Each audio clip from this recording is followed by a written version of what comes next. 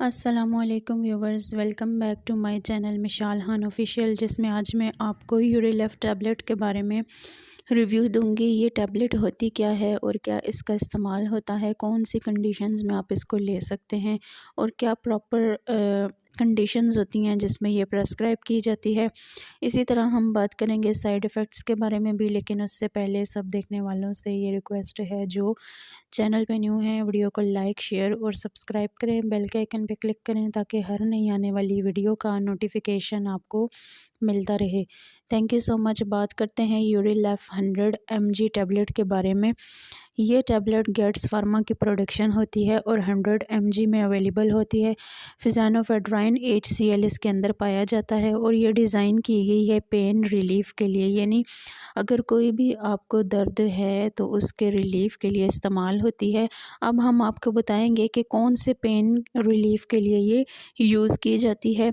ये था इसका इंट्रोडक्शन। अब हम बात करते हैं इसके प्रॉपर यूज़ के बारे में और इसकी वर्किंग के बारे में कि आया ये वर्क किस तरह से करती है।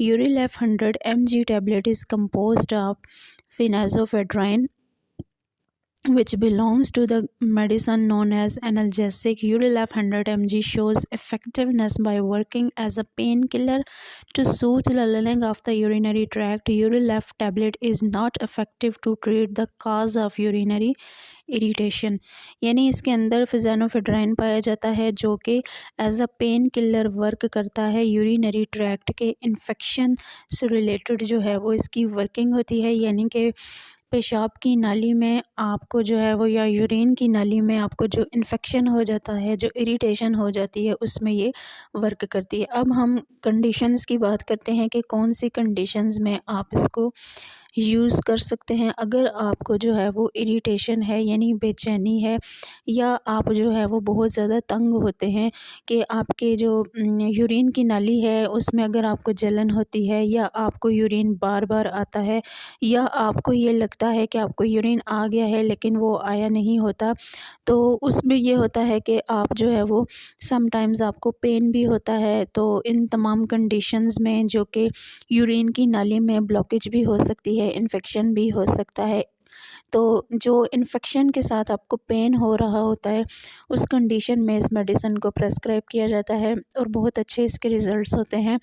और ये इसके अलावा जो है वो एक एंटी माइक्रोबियल थेरेपी में भी इस्तेमाल में लाई जाती है। उसके अलावा ऐसे पेशेंट्स जिनको इंजरी हुई होती है या ऑपरेट उनका हुआ होता है ब्लैडर का, और साथ उनको पेन भी होते हैं, तो उन कंडीशंस में भी ये मेडिसिन बहुत ज़्यादा बेस्ट होती है। ये आपको जो है वो पेन रिलीफ के तौर पे भी वर्क करती है, यूरिनरी इन्फेक्शंस में भी और यूरिनरी ट्रैक्ट की इंजरीज़ में भी ये बहुत बेस्ट होती है।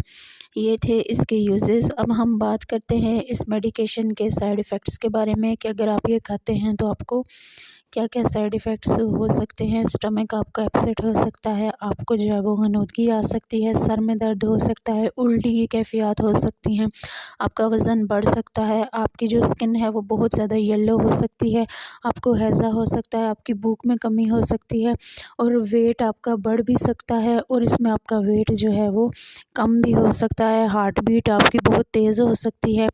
उसके अलावा आप थक सकते हैं, आपको किडनी के मसाइल हो सकते हैं, आपको जो है वो यूरिन में ब्लड आ सकता है, फ़ीवर भी हो सकता है। उसके अलावा आपको बॉडी के किसी भी पार्ट से ब्लीडिंग हो सकती है। ये थे इसके साइड इफ़ेक्ट्स। अब हम बात करते हैं इस मेडिकेशन की नॉट यूज़ के बारे में कि कौन सी कंडीशंस में नहीं लेना चाहिए। अगर आप जो है वो ब्रेस्ट फीड में हैं या प्रेग्नेंट हैं, तो उस सूरत हाल में आपने इस मेडिसिन को खाने से पहले अपने फ़िज़िशियन से कंसल्ट कर लेना है। और याद रहे कि ये मेडिसिन या इस मेडिसिन को यूज़ करने का जो ड्यूरेशन है वो 2 to 3 डेज़ है, यानी 2 से 3 दिन तक आप इस मेडिसिन को खा सकते हैं। अगर आपको इसके रिज़ल्ट्स मिल जाते हैं तो बेस्ट है, अगर नहीं मिलते तो आपने अपने फ़िज़िशियन से कंसल्ट कर लेना है। ये था ओवरऑल इसका रिव्यू। वीडियो पसंद आई हो तो चैनल को सब्सक्राइब करें। Thank you so much.